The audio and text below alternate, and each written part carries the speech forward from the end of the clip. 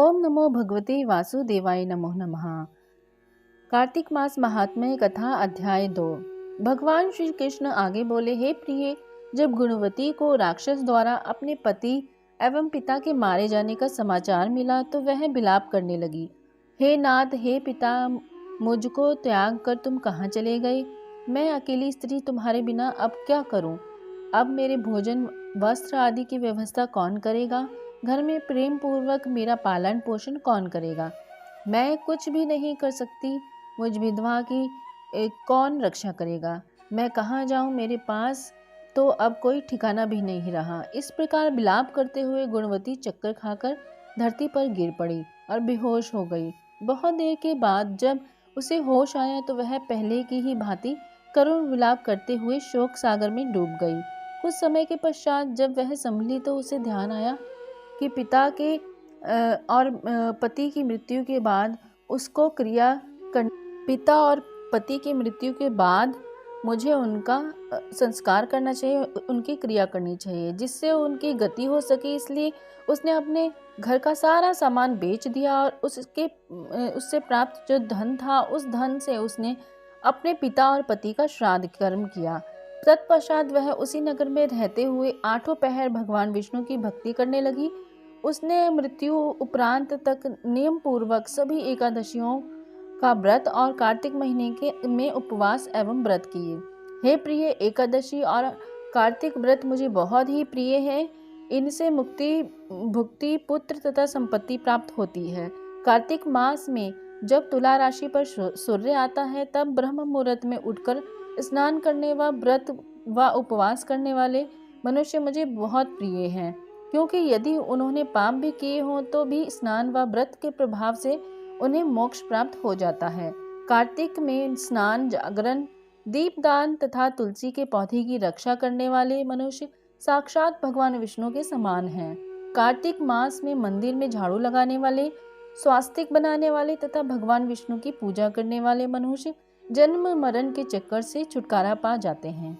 यह सुनकर गुणवती भी प्रति वर्ष श्रद्धा पूर्वक कार्तिक का व्रत और भगवान विष्णु की पूजा करने लगी। हे प्रिय, एक बार उसे ज्वर हो गया और वह बहुत कमजोर हो गई। फिर भी वह किसी प्रकार गंगा स्नान के लिए चली गई। गंगा तक वह पहुंची तभी उसे शीत के कारण वह बुरी तरह से कांप रही थी। इस कारण वह शिथिल हो गई। तब मेरे यानी कि भगवान विष्णु दूत उसे मेरे धाम में ले आए। तत्पश्चात ब्रह्मा आदि देवताओं की प्रार्थना पर जब मैंने कृष्ण का अवतार लिया तो मेरे गण भी मेरे साथ इस पृथ्वी पर आए, जो इस समय यादव हैं। तुम्हारे पिता पूर्व जन्म में देव शर्मा थे तो इस समय सत्राजित हैं। पूर्व जन्म में चंद्र शर्मा जो तुम्हारे पति थे वह डाकू है, और मेरे हे देवी तू ही वह गुणवती है। कार्तिक व्रत के प्रभाव के कारण ही तू मेरी अर्धांगिनी हुई है। पूर्व जन्म में तुमने मेरे मंदिर के द्वार पर तुलसी का वृक्ष लगाया था। इस समय वह मेरे महलों के आंगन में कल्प वृक्ष के रूप में विद्यमान है। उस समय में जो तुमने दीपदान किया था उसी कारण तुम्हारी देह इतनी सुंदर है और तुम्हारे घर में साक्षात लक्ष्मी का वास है, क्योंकि तुमने पूर्व जन्म में अपने सभी व्रतों का फल पति स्वरूप विष्णु को अर्पित किया था। उसी के प्रभाव से इस जन्म में तुम मेरी प्रिय पत्नी हुई हो।